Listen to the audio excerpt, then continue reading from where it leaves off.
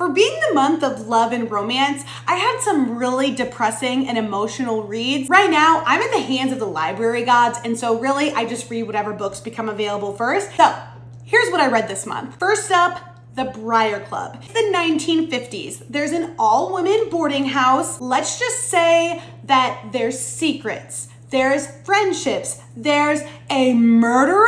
This book had me by a chokehold. Like, I just loved every single character. I really think you just get tons of little stories. You fall in love with every character. I love this one. I think that Quinn is a genius, and so I would highly recommend this book. Next is Maame. This follows a Ghanaian British girl who basically is trying to find her way in the world.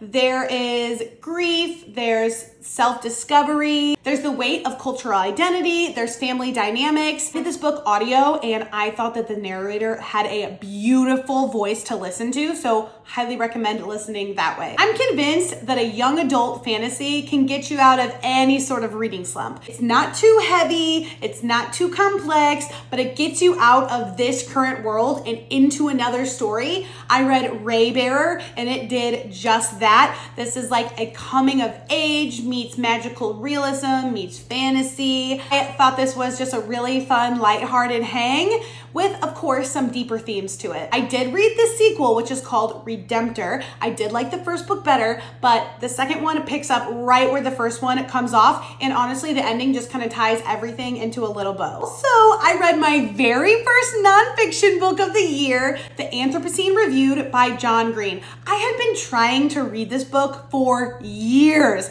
It just never happened for me, but I did this book on audio. John Green narrates it himself, and this is a collection of essays. It's timely. There are so many like parallels to what's happening in the world now, even though this was written a couple of years ago. I thought this book was really well done, very like thought-provoking, but also like had some funny parts. I think this book had beautiful storytelling. Highly recommend. Next up, Wayward. This book follows the stories of 3 different women with centuries in between them. As you read about each woman, you'll discover the connections between them. I was hooked on this book specifically because it shows the resilience of women and just how strong of women are, even when there are so many trials that they're going through. The book really well combines historical fiction and magical realism together. I have trigger warnings in this book. The book club read the book From Sand and Ash. This goes over the forbidden love between a Jewish woman and a Catholic priest. This is set during World War II when Nazi invasions are happening.